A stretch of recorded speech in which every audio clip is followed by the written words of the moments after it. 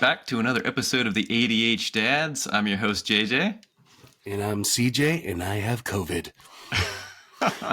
So sorry, brother. Yeah, you went on a honeymoon, you celebrated something wonderful, and then you brought something back with you. It just wasn't the souvenir you were intending to bring back, huh? Yeah, it's. I guess we're not out of the woodwork of this whole COVID journey that we've been on for the last couple of years. There was one person on this cruise that was wearing a mask, and I guess she had the right idea. We should have followed suit. But it was worth it, man. We had a blast and really just celebrated love here, and it was wonderful, man. If COVID was the price I had to pay for such a wonderful last 5 days, I would gladly pay the price again. So. Oh, that's wonderful to hear, buddy. And I just want to say to the listeners, we're going to break down what that process looks like, keeping that love going and pursuing your spouse through all the good, the bad, the COVID in the coming future episodes. So stick around for that one. But today we have an incredibly inspiring guest on the show, Grace Casper. Grace, she actually became a child of divorce at age 8. By age 10, she had already written her first manuscript draft for her book. Ever since, she's had a mission to help families through the process of divorce. She's now 24 years old and runs Divorce Tips from Kids, which involves active social media engagement, sending out emails to parents, hosting her podcast, Divorce, What I Wish My Parents Knew, and so much more. The podcast is kind of a first of its kind. She discusses the divorce process from the kid's perspective. As a divorced father myself, and Colton being from a divorced home, we greatly appreciate Grace and her guests' bravery and courage to serve the children and parents of divorce. And Grace, she is a Baylor University alumni, which I visited that campus a couple of times when living in Austin, Texas. However, her hometown in Colorado will forever have her heart. When Grace isn't creating content about divorce, she works as a full-time elementary school librarian, which honestly is really freaking cool. And she lives in Waco, Texas, with her tiny Maltipoo Teddy and 2 of her best friends. Hey, Grace, I recently read your book, Dear Parents, Notes from a Child of Divorce, and I appreciated the compassion and practicality you've shared. Could you maybe provide us with a little bit of a bio of yourself and an overview of your book and what it meant for you over the years to journal and grow and what the book means for your audience? Oh my gosh, what an intro. Thank you so much, JJ. Yeah. So you heard my story through that little intro there. My parents got divorced when I was 8, and I wrote my first manuscript at 10. The story there was I was going to counseling at that time, and I wrote 10 tips for my brother and I from going from house to house. So it started off as a book for kids, and then when I got to college, I realized, wait a second, the real people I want to talk to here are the parents, because the parents are the ones that set the tone for the home. They're the ones that really kind of pave the way for the kids. So my book it's a quick read. It takes, like, depending on how fast you read, it can take an hour and a half to 2.5 hours to read through in one sitting. I wanted it to be accessible for all parents that are going through divorce because they have a ton of information thrown at them. And I wanted mine to be quick, easy to understand with real practicals in it. So at the end of each chapter, I have what's called an action plan. And then I also have 3 critical thinking / discussion questions to kind of have the parent think through as they apply all of this information to their own lives. Because one thing I try to make clear in the book is that this is my perspective. These are my tips as a kid going through divorce. However, every divorce situation is so unique because we're all built differently. Every story is different. So I try to really encourage and allow room for the reader to place their own story within the guardrails that I give in this book.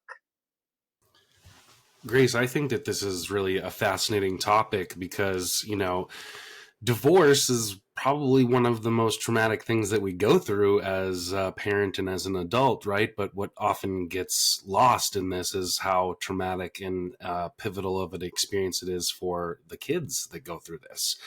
And a lot of times I feel like this gets overlooked by us parents because we're so in the thrall of our emotions and this traumatic thing that just happened and this disruption to this life that we've created that we get so caught up in trying to recover from that, grow from that, and learn from that, that we forget that these little ones that are in this, highly just emotional time of receiving all of this change and developing and puberty and growing and learning, and then they have this divorce thing thrown at them. And I think rightfully so, us as parents, we're trying to protect ourselves and learn from that and grow from that. But how do we show up for our kids here? How do we ask the right questions, and what are those right questions along this process? So I'm really excited to have you on here and to talk about what your experience looked like and what brought you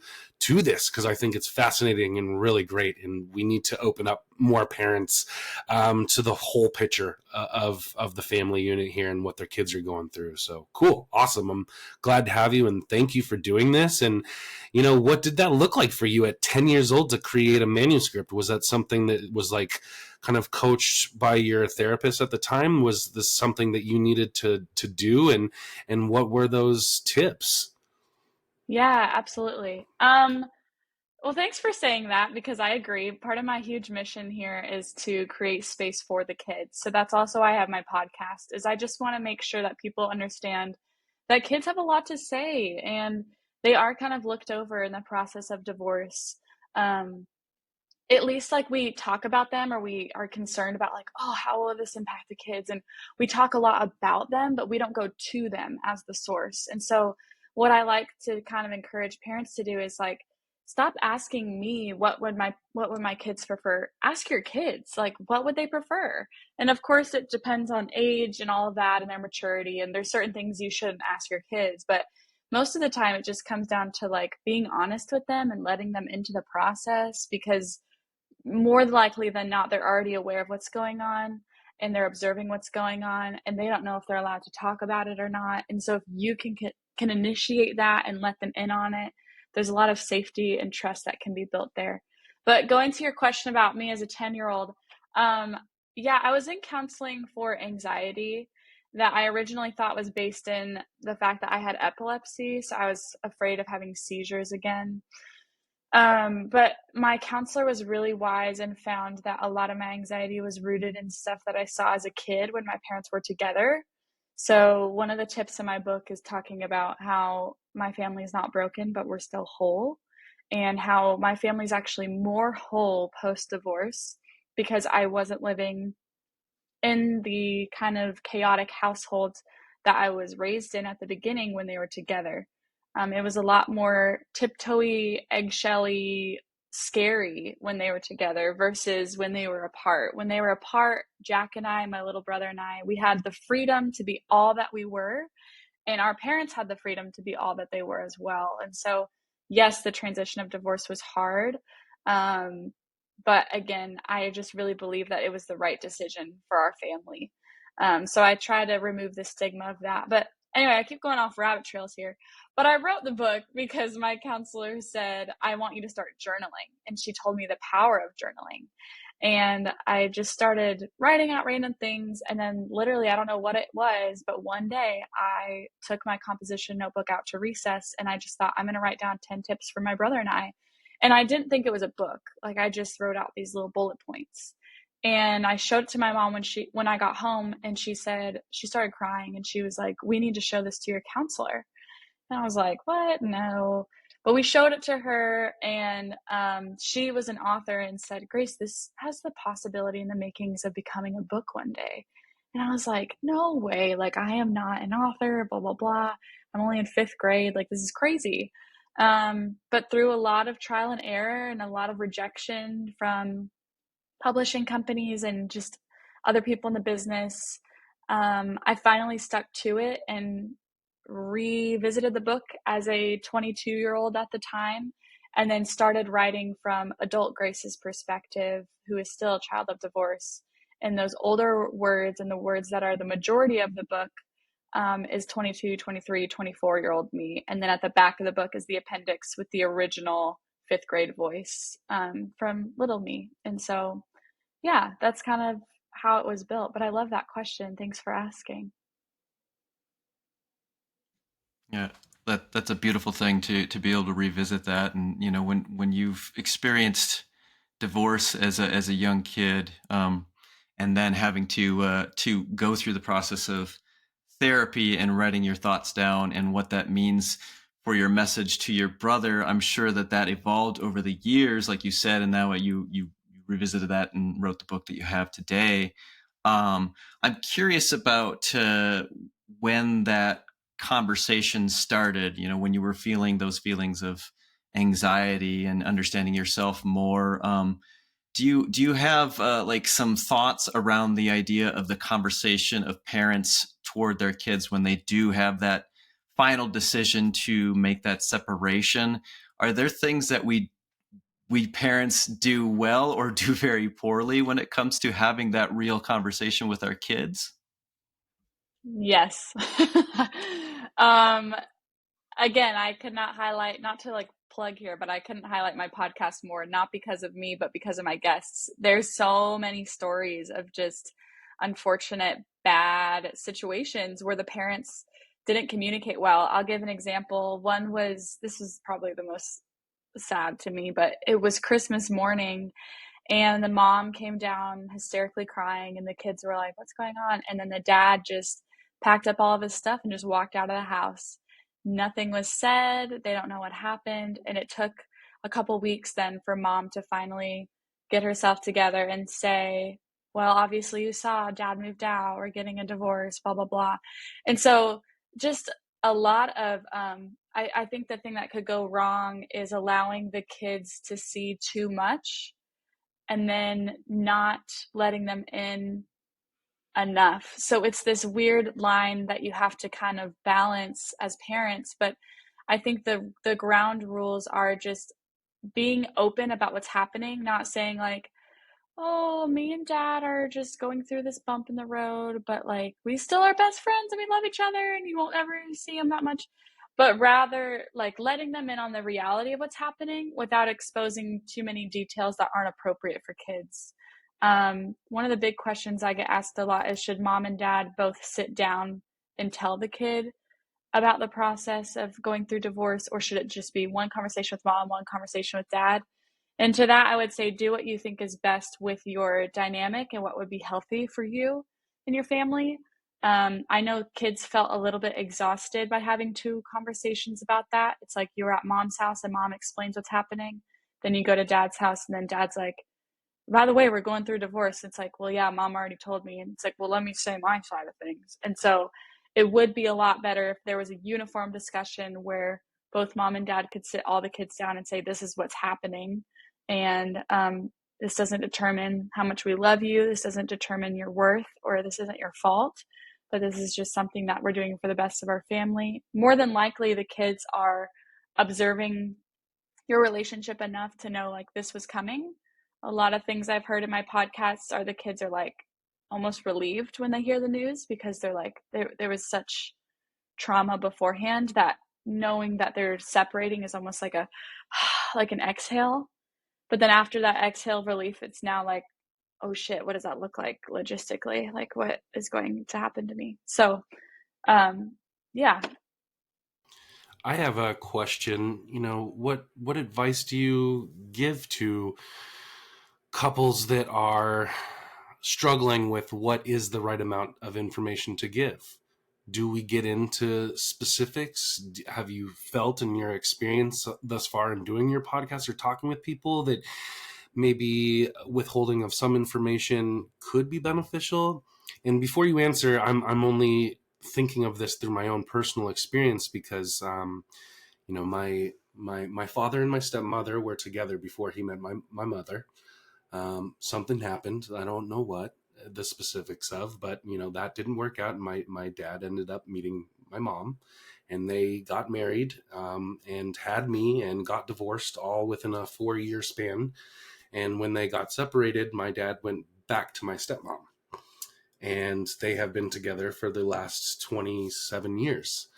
And I've never known the details of that story. But my curiosity as a kid, trying to understand my relationship with my dad and my stepmom and my mom, and the relationship between my mom and my dad and my mom and my stepmom, and what that's been like over the years, I've always been curious as to what those details were, but I haven't been wanting to pry because there has been trauma and anger and resentment that have built up over the years. And it wasn't until we had our parents here for our wedding celebration before our honeymoon that I got to have a little bit more of those discussions and pry a little bit into the specifics and details of it, and got a little bit of a more clear understanding at what that was like.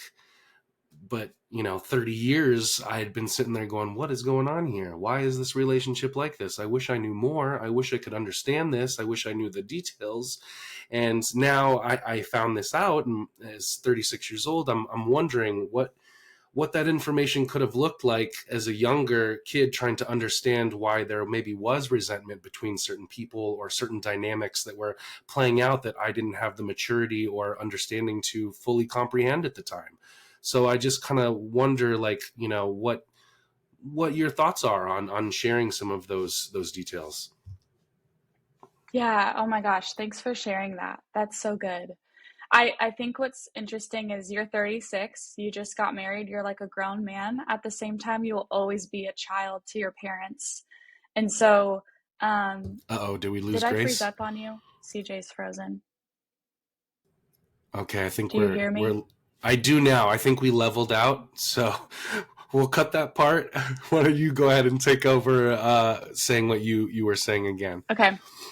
I'll just start over because I don't know what part cut out. But basically, I think it's wonderful that you shared that, CJ, because uh, you will always be a child of divorce and you will always be a child to your parents. So even though you're a grown man who's 36, who's married, you're still a child of divorce and your perspective still matters. And so to that question of, what should we share? I just did an interview recently with someone who's 19, and his biggest tip he wanted to tell parents was to not volunteer information, but to wait for your kids to ask. And I think that's a really good rule of thumb, because you're letting some people debate about whether or not to let the kids have the driver's seat as to when you talk about things. But I almost think let them have the driver's seat with boundaries. So like, your kid best. If they're asking for details about what happened, if they can handle the information or not. Your kid best. And then to also share that information with truth. You don't need to sugarcoat it. Like, you can be honest, but not tagging your opinion along with it, which can be very hard for parents. You can share the fact and say, dad cheated on me, but it's going to be really hard to say, dad cheated on me and it sucked and he's the worst and you shouldn't love him and blah, blah. But just say the fact of, dad cheated on me. I didn't think that was okay. We got a divorce, but he's still a wonderful man. It doesn't determine how much he loves you or his character, anything. And so I think that can be really difficult for sure for parents. That's probably one of the biggest questions that parents ask. And I think it's wonderful because it shows me that they're willing to ask themselves, what is best for my child? But I think what's best is to avoid alienation. So not manipulating your kids to think the other co-parent is evil, or that they shouldn't form a relationship with them because of what that co-parent might have done to you to hurt you. But then also respecting what your kids are asking. If your kids want to know what happened and you think they're mature enough to handle it, then tell them. Like, if they're in high school, I think that they're allowed to know what happened. High school age, you're learning about sex, you're partying, most things, all the cuss words already. And they're ready to hear about like real life, but only if they ask for it. Don't just assume like, oh, they're in high school, I bet they want to hear everything. I would still wait for them to come to you and say, I'm always wondering what actually happened. Could you tell me? And then I think it's okay to tell them. I interviewed a 25-year-old child of divorce who his parents just got divorced at 25. And he's been wondering, like, what the heck went down? And not just why are they divorcing now, but when did this start? Have they always wanted a divorce? Did they wait till I grew up? Like, he has all these questions, and now he's feeling guilty, thinking, did they wait for me to move out to do this thing? Or is this a recent thing? So I just think it's best to clear the air, and also it's better to clear it earlier in the kids' lives So then they can actually get the appropriate help they need in counseling and say, hey, I recognize this, and this went down in my family, and I need help. And then they can attack it earlier before, getting help for it in their 50s when they finally realize, oh, wait, dad had 3 girlfriends? I didn't know that. Or like mom was verbally abusive to dad? I didn't know that. So yeah, tricky question, but that's my little piece. Yeah, I think it can be a difficult thing, and ages do matter. When we got divorced, my kiddo was 2. So the conversation surrounding divorce was very simple, and mommy moved out, and we now have the opportunity to celebrate each other's relationship when he's with me and when he's with mom, and we his mom and I, we worked really well together to form that true co-parenting relationship. Because one thing I try to promote when I've talked to other guys who in similar situations is we use that part of the conversation regularly. We co-created something with somebody that we chose. We chose our kiddo's mom.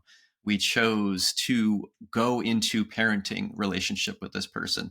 We co-created a beautiful family, and then we co-created the dismantling of that family as well. And some of those pieces are a little bit big and confusing and hard for a kid to understand. And even that conversation surrounding we're getting a divorce, that's really difficult for a kid at any age, but it can only be that much more confusing, I would imagine, if we talk to them and say, we both still love you, and nothing's going to change. Well, everything's changed. We've just split that up, and that was a co-created effort. So to have those conversations about what it looks like, especially, dare I suggest, when that co-creation of the dismantling is probably a different story from one person to the next, the last thing I believe we would want to do is try to suggest to our kids who we love dearly, this is my proof for why I am doing this and why I am in apparently the higher position in this matter of conflict between me and your co-parent. Instead, it should be like Fred Rogers was asked a question about how do you have difficult conversation with kids?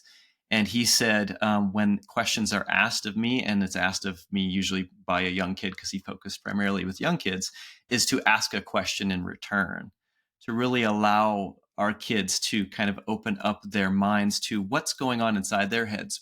So instead of just giving answers in the earlier stages, I believe trying to question and help them gently along their own path to understanding, rather than trying to tell them this is how you need to understand it.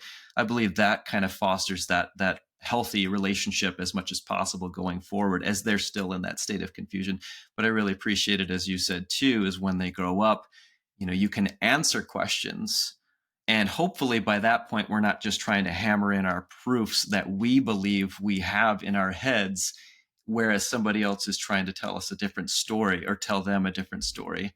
When I first got to when I was actually approaching divorce with my co-parent, I realized at that moment there was a great opportunity for me to really focus in on that relationship with my son and how do I best serve him. One of the things that I believed in that process was through serving him, I'm also serving his mom, and I also need to serve her to serve him.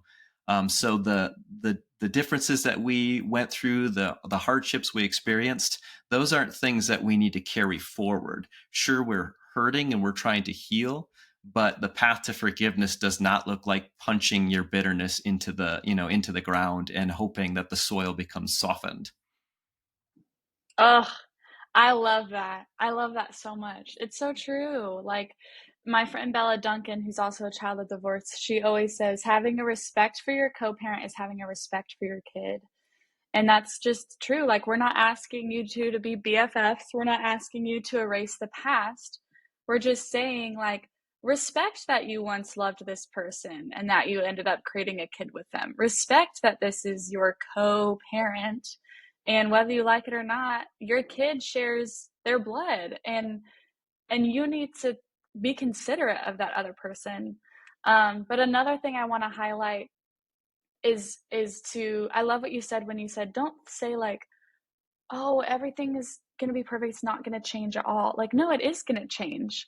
And so there's a way of comforting your kid with knowing that they're safe and that they're loved, but also being real and saying, like, no, and not just living in la la land, but actually being real and saying, this is going to be a change. It's going to be hard. There's going to be moments where I mess up and I need you to call me out. There's going to be moments where your dad messes up and you can call him out, and empowering your kids to recognize that the parents are human. You guys have never done this before. You're trying your very best, and you don't want to ever intentionally hurt your kid, but just like acknowledging to yourself, like, wow, I am human and I'm going to mess up. Because I think so many parents are like, I don't want to mess up and I don't want to screw up my kid. And I'm like, I'm sorry to say this, but you better start your savings account now for counseling. Like, I had a saint of a mother. She was perfect. She is so beautiful. I love her. But were there some things that could have been different? Yeah. Did she parentify me a little bit without knowing it? Yeah. But I love her to death, and she tried her best and she didn't know any better. And so I just think, there's a lot of freedom in acknowledging I will mess up and it's going to be okay. And just leaving room in your family for forgiveness is huge. I love what you talked about there at the tail end of, there's no way to just be like, I'm going to just stop being better and I just need to let this go. It's like, no, forgiveness is acknowledging that thing that happened doesn't have power over you anymore. Yes, it happened. Yes, it hurt, but you're not claiming power over that thing anymore. And you can walk in freedom, letting that go and moving on to what's next for you and your child and your new family dynamic. So what are the things that kids feel like they're missing out on during this process? What are kids communicating that they wish were done different, or that they wish they had during this process? I think for many kids, they're missing out on the innocence of childhood, where their only job is to be a kid. Their only job is to do well in school. Their only job is to complete their homework or make friends or, things like that. When you're a child of divorce, I don't know if you felt this way, CJ, but when you're a child of divorce, it's almost like, and again, this was not intentional by my parents at all, but we take on the balancing of both parents without even realizing it. And we have to mature quicker. And now all of a sudden we're thinking more about adult things rather than just being kids. And we're thinking, oh my gosh, is dad happy right now? I know mom did this. Oh, is mom happy? Mom wants me to send a message to dad about this. But wait, no, I can't talk about that because she said, don't say that to your father. So I'm going to be quiet there. And you just have like this higher level of thinking. And every child of divorce I meet is like this. They're more mature. They're more empathetic. Because they've had to be this peacekeeper within both homes their whole lives and manage so much that other kids just didn't have to manage or worry about. So I think that's one of the things that they lose and that they have to mourn through the divorce, but through awesome co-parents who are going to be explicit with talking to them and say directly, you are not responsible for my happiness. I am going to be okay when you go to dad's house. Just giving them permission to be a kid and say, the only thing you need to worry about is if you finished your homework tonight. You don't need to worry if your dad's okay or if mom's okay, and just really reminding them of those things. I think that would have helped me and would have helped a lot of other kids of divorce too, if their parents just explicitly just said it instead of walking around and being like, you're happy, right? Are you feeling okay? Just sitting down and being direct and saying like, man, I've noticed that you've been taking on a lot, but we've never asked you to take that on. And it's not your job. You're a kid. You're only 12 years old. And I just want you to worry about being 12, So that's my little pulpit preacher there moment. Yeah, I think you're right on it, because I think the big miss that we miss as parents here is, again, the pressure that our kids are on going through this, and we don't even understand that a lot of times because we're so caught up in our experience of this journey. And I'm thinking of when I was a kid, again, my parents were divorced when I was 2. So that's all I really knew. I don't remember them together. I just remember the dynamics of them apart. And a lot of my existential crisis and pressure that I put on myself is being responsible for their emotions. well, mom's alone. Is she going to be okay? She needs somebody in her life, and who am I going to go stay with for the summer? I'm going to miss Christmas here. Dad's going to be sad that I'm not with him this Christmas. He always wants me for Christmas, but I got to go see mom, maybe I don't want to live with dad. I want to go live with mom. How do I have that conversation? What does that look like? What is dad going to think of me? Is mom even going to want me? All of these things in my head all the time, alongside of all the pressures of growing up, and I don't remember my parents being too intentional or are present for my experience as a kid. No fault to them, again, we're all human going through these experiences, trying to figure out these intense emotions that we're having. But I just think that it's worth addressing as we talk about this, because I think so many kids are feeling so much that aren't communicated with their parents, or that their parents aren't taking the time to ask them about because they don't know.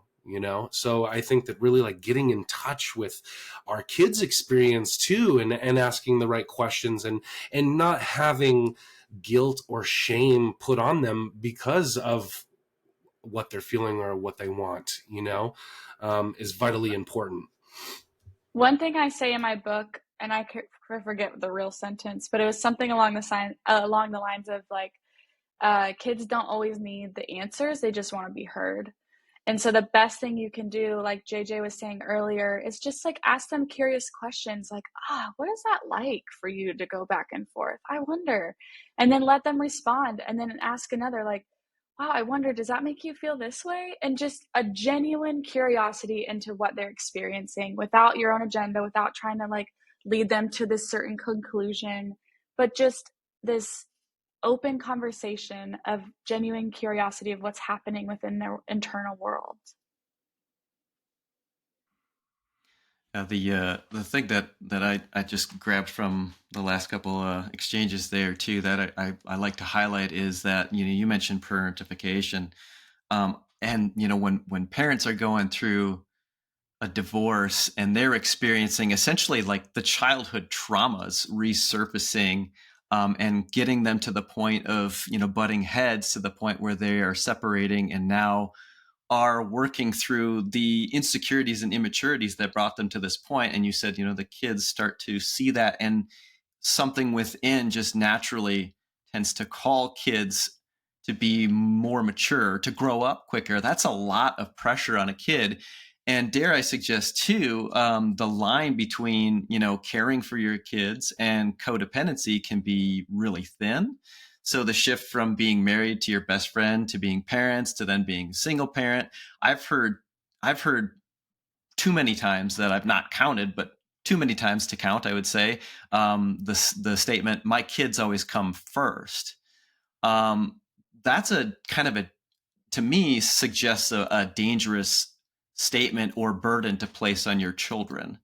If you say, I love you, you are the number one person that I know in this world, I think that that's okay. But when you say my kids always come first, or you just word it in a way that suggests that, hey, you're my number one, I want a reciprocation here, that puts the kids into a place of asking too much, to be the emotional crutch. And then that leads to possibly like the parentification and needing your child to bring you happiness, or at least that's the message that I tend to hear in that. And that gives me a little concern.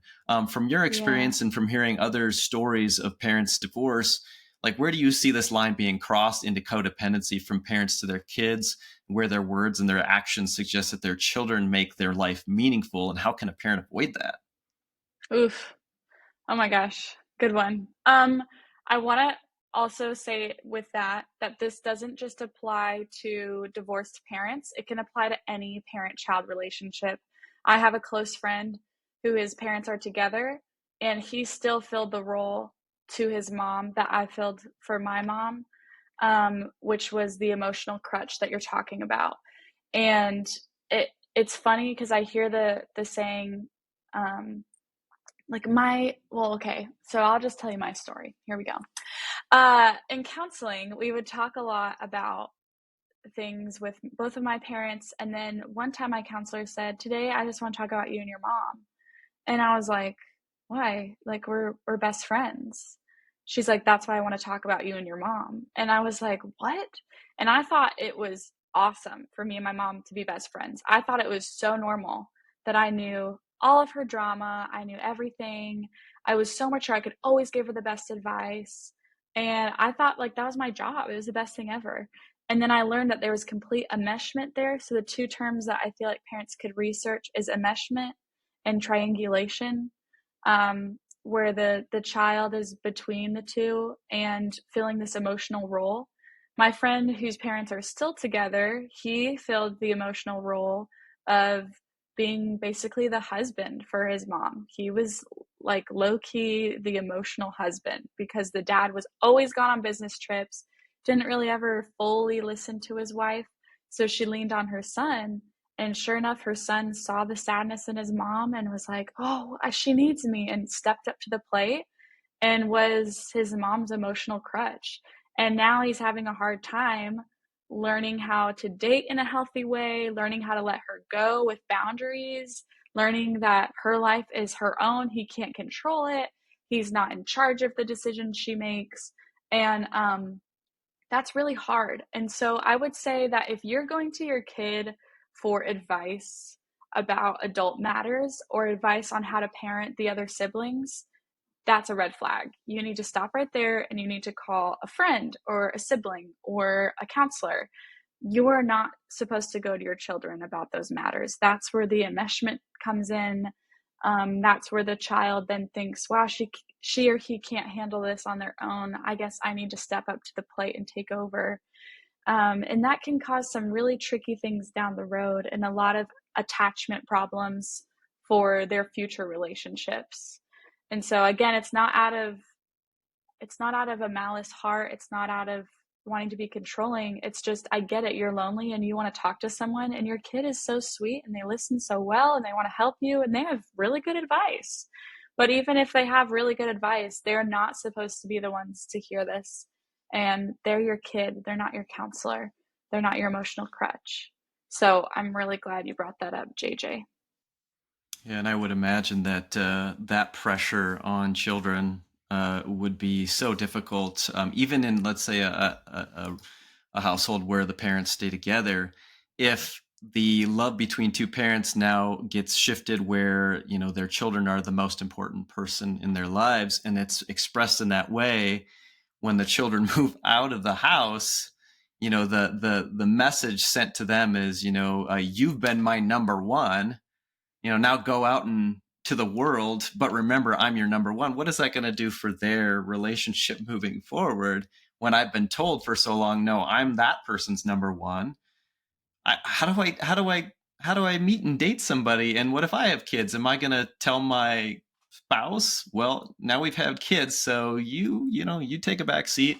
The kids are the number one, and then that cycle continues, and that attachment issue is forever, in that cycle. Yeah, Yeah. we do this all the time too, even not in divorce settings, right? I'm thinking about, my favorite book, JJ, Screen Free Parenting, which I always reference, and I think when I read this book and it was talking about a section of how we give our kids the responsibility over our emotions sometimes, in like a sense of, well, if you stop acting like that, then I'll stop yelling. It puts a lot of responsibility on this kid that doesn't know how to emotionally regulate, when we're supposed to be the mature adult ones that are supposed to teach them how to emotionally regulate. And now all of a sudden we're telling them, you need to stop doing this so that I can get my emotions into check. And I read that in that book and it hit me like a brick in the face. It was like, oh my God, I do this all the time. And it's not malicious, like you say, it's not even intentional. It's just me trying to rein in my emotions and process what's going on in the heat of all this, high emotions. And we just miss the ball sometimes, and that's why I think it's really important that we slow down as parents, to reformulate how we want to ask a question, to really pause, to think about what the right words are to formulate that question and how it's going to resonate with our kiddos who don't have all the information, experience, terminology, and verbiage that we have as in our mature selves.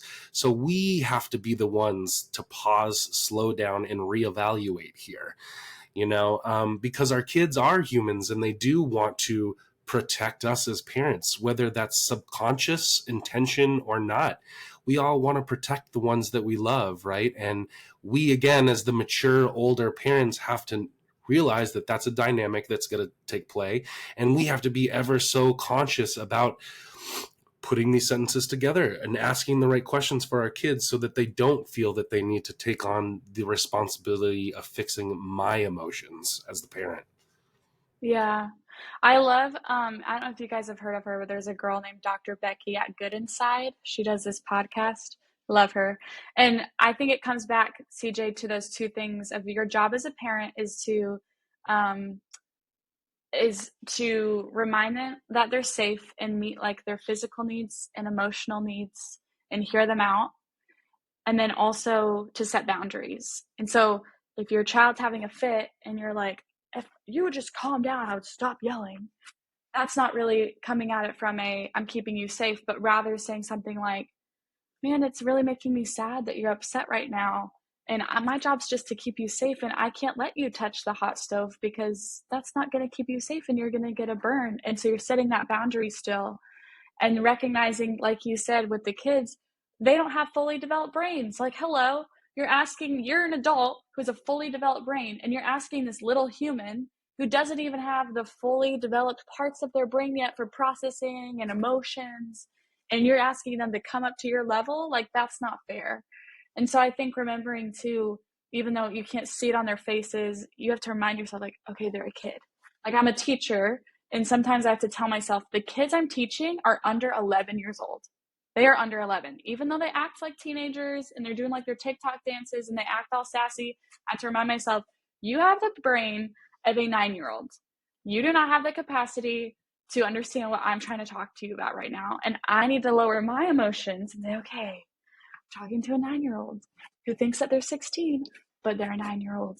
And just being real with yourself about, they're a kid and they need that extra space and that extra emotion to be let out, and giving them that safe space to just blah. And then when they calm down and everyone's at a better range, meeting together and saying, okay, what just went down there? Let's talk about it.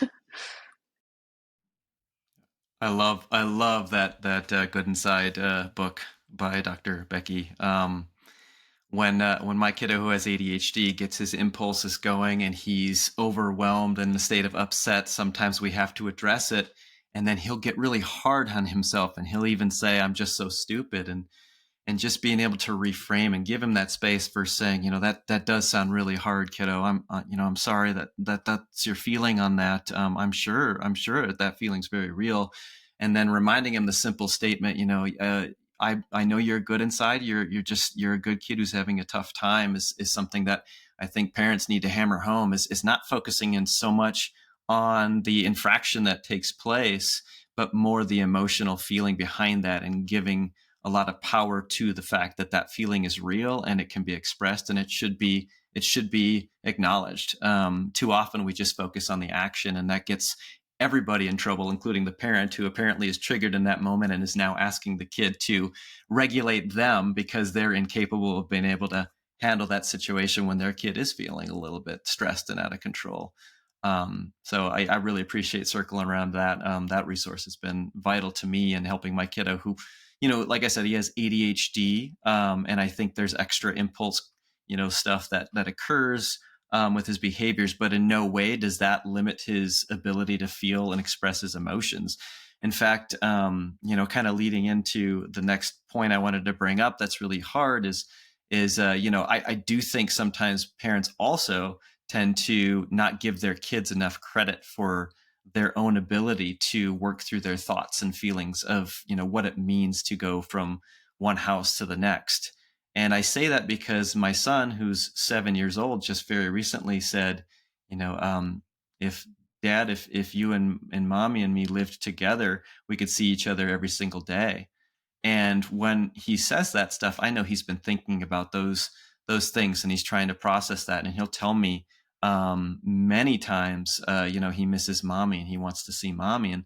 And I believe when parents are in a tough place where they're experiencing this insecurity about themselves, I think they can find themselves triggered in those moments when their child is probably expressing, a real bond that exists between the kiddo and their other parent, and they trust their parent that they're with at the moment enough to be able to express that, which I think is a beautiful thing, something that should be, praised and handled with care and compassion. And too often, I think, is the problem where parents, they get that trigger and they don't know how to handle it. So one thing I wanted to say, Grace, is I really love in your book where you talk about the concept of the 3-column list, where you list out in one column things that my co-parent does, the next column how they serve our kids, and then the third column like things I can do for our kids. Because encouraging and praising the positive relationship with my son has with his mother is incredibly important to me. For example, she indicated recently that they're going on a special trip before the school year starts. And I told her that's going to be amazing. Cohen's going to love that. I'm so excited for that. And then Cohen and I went to visit Colton and his family and went to Disneyland. And I sent her pictures of Cohen having a great time. And she replied, thanking me for giving him those wonderful memories. So I guess the question I have for you, Grace, is what are some things parents can do when they're struggling with their feelings of insecurity surrounding the other parent and seeing it as a competition rather than quality time? That is a good one.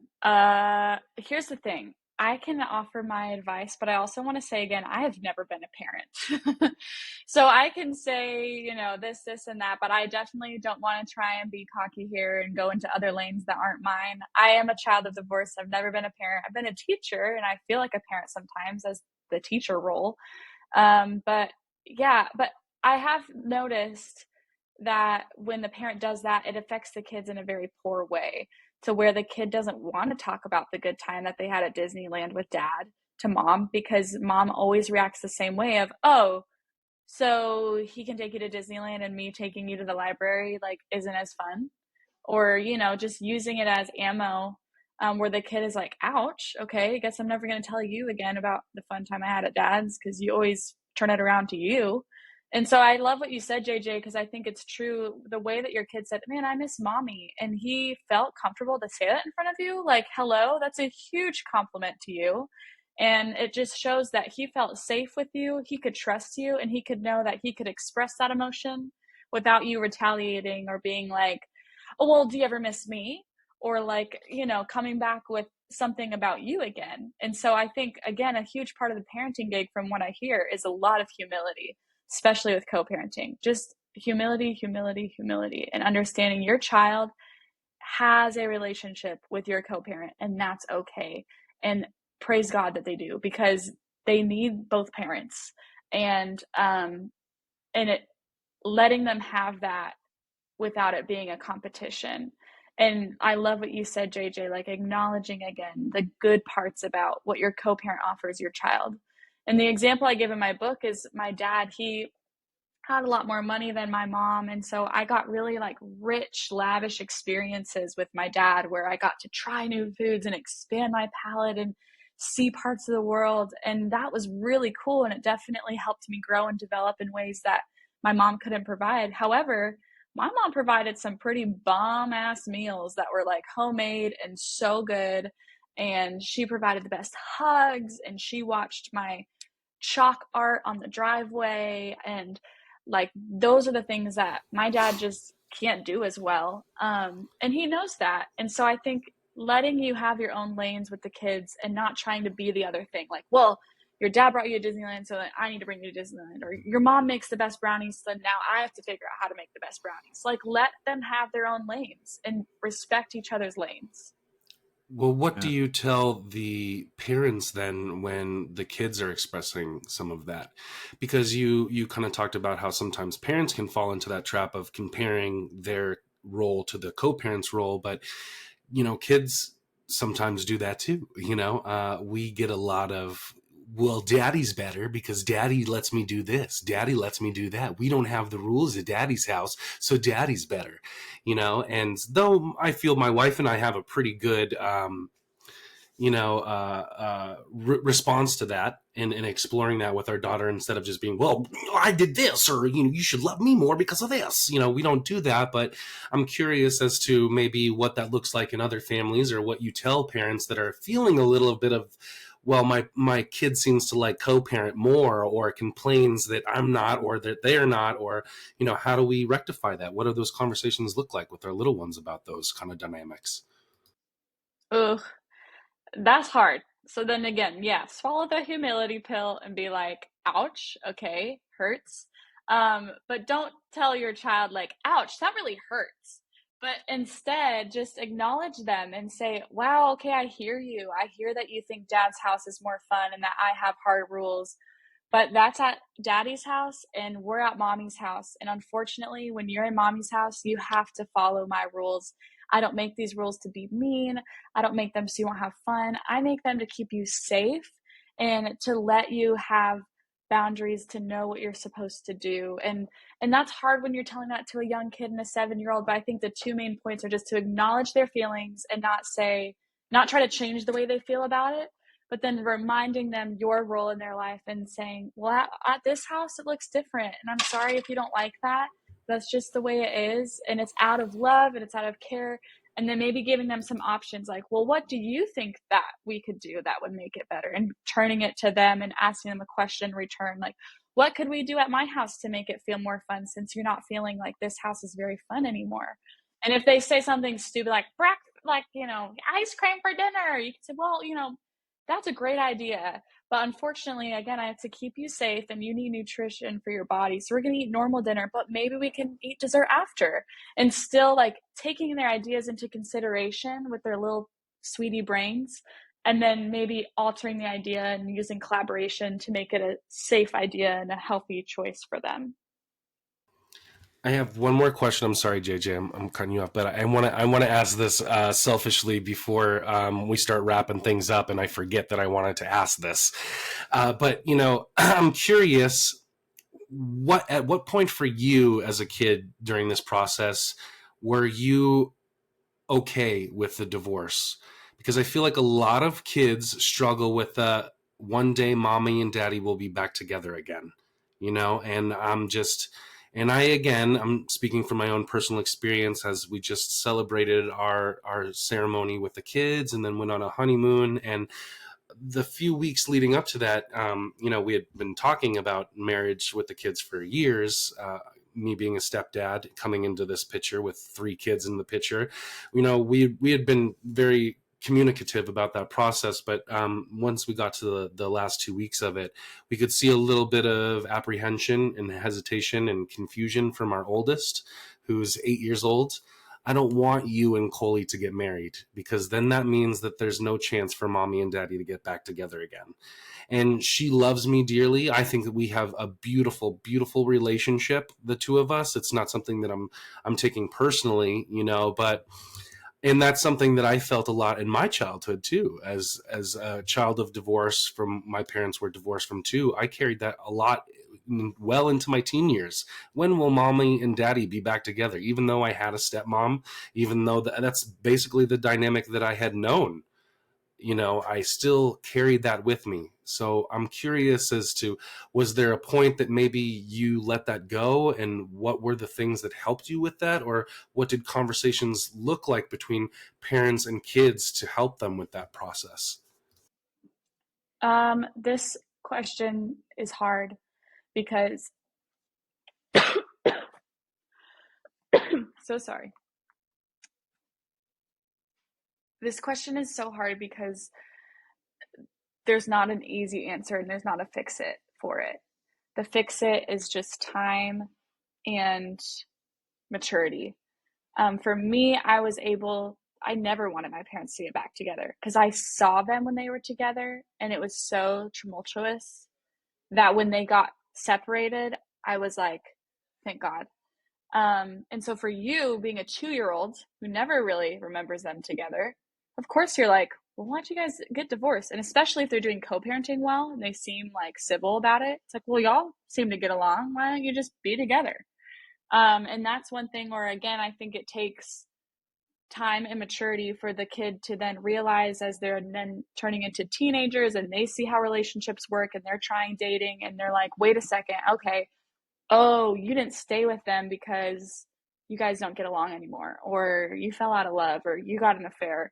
You can't say those things to a 7-year-old or an 8-year-old. And so I think acknowledging their need for unity is really beautiful, because kids want black and white. They want unity. It's what they're fed in all their media too, like Disney. It's all perfect cutie families. And I think acknowledging like, wow, yeah, I love that you want, unity, but this is a new way of looking unified, and daddy needs to be happy just as much as you need to be happy. And unfortunately, and just again, not to be rude, but telling them the truth again and just sitting them down saying, unfortunately, mommy and daddy will never get back together again. However, you will always have a relationship with mom. You will always have a relationship with dad. Um, and you can throw in like the we're still friends thing. But I just think it's just a hard one. You kind of just have to experience the growing pains in, and it won't get better until they're old enough to really comprehend like, okay, that was a healthy decision for our family.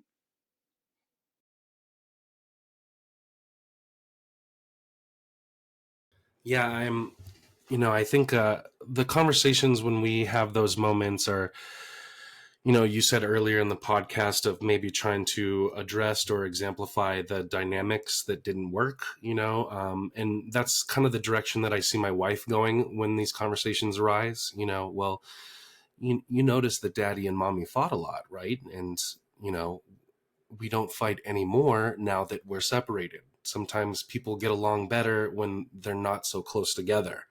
So, me and daddy don't fight anymore. And, Coley and I don't fight.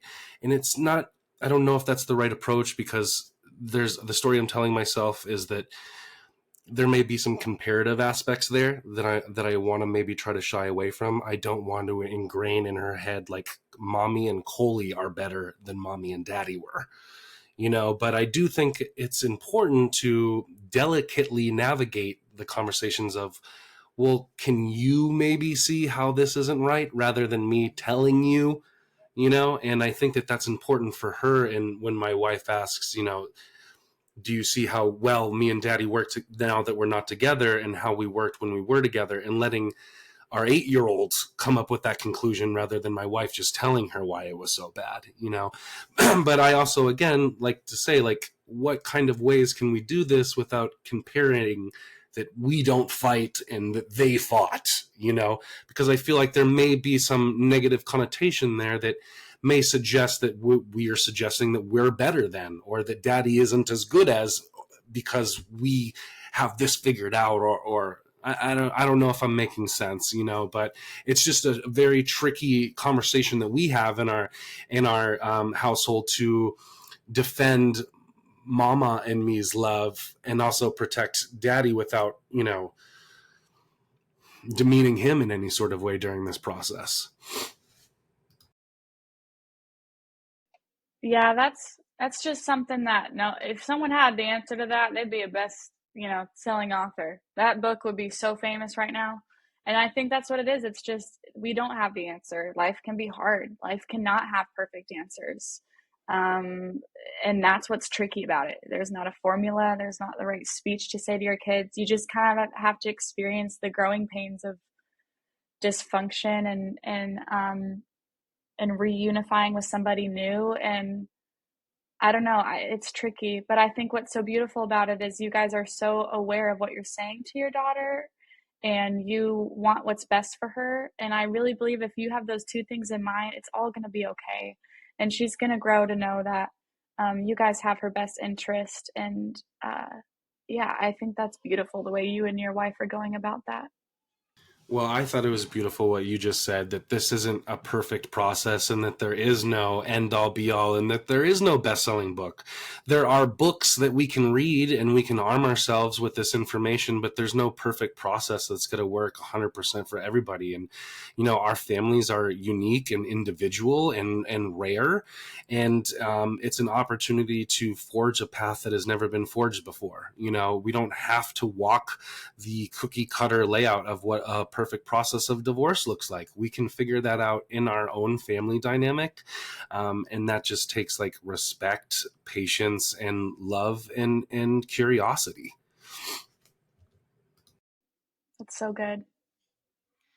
I wanted to just highlight, one of the things that I believe is true for a majority of the families that are no longer together, parents are no longer together, is that at one point, the parents did celebrate the other person in so many ways. And now the child continues to want to celebrate those things about their mom and those things about their dad, and just being able to witness that and be compassionate to it and to encourage that, I think is something that we don't want to lose sight of. Because if there's a story that we're telling ourselves about where this thing landed, where it ended up, and it looks a certain way in our head, it doesn't have to look that way in our kids' heads. Our kids have heroes in front of them and they look up to us daily. And man, is it a gift to be able to praise and encourage that same relationship with the other parent, because that person is truly special. And we saw that, there was a point where that was the person. I know, I'm choosing you. You are remarkable. And this kid sees you that way. That's something to just be grateful for. I know not everybody has that, but I think the majority of situations do have that opportunity. And if you do have that opportunity, seize that, because your kids are going to turn out so much better for it. And that, they will probably go to counseling to talk about you, and that's okay, because that's part of our journey. Yeah. I'm excited for my kids to go to counseling one day and say, man, mom messed up. And I'm going to say, yeah, I did. But you know what? I try my best. So. Well, thank you, Grace, so much for this conversation. I really got a lot out of today, and I'm sure our listeners did. Before we go, is there some links that you can share that people can get in touch with you, or to go find your book or your podcast? Yeah, absolutely. You can follow me at Instagram, Facebook, and TikTok. It's all under the same name, Divorce Tips from Kids. No periods or anything like that. It's all one word. And my website is divorcetipsfromkids.com. My book is on there. My book's also on Amazon and Barnes & Noble. Where else am I at? Let's see. Podcast is on all podcasting platforms. The title of it is Divorce, What I Wish My Parents Knew. You search that, or you search my name, it should pop up. And yeah, I would just love for you guys to interact with me. So if you want to send me a DM or have any questions, feel free to reach out. My email's on my Instagram as well. But thank you so much, JJ and CJ, for having me on this conversation. It seriously was really life-giving to me. Well, not to worry, guys. We'll have all that information in the show notes, all the books that we talked about too, on top of all of Grace's information. So thank you again, Grace, for joining us today. This was really awesome. Yeah, absolutely. And thank you guys for listening. As you always do, we appreciate your support. You can check us out at the80hdads.com, and we look forward to having you on next week. So thank you. I'm your host, CJ. And JJ's around there somewhere. Sorry, you paused. I'm JJ. And this has been the 80H Dads with Grace Casper. So thanks for listening, guys. We'll see you next week.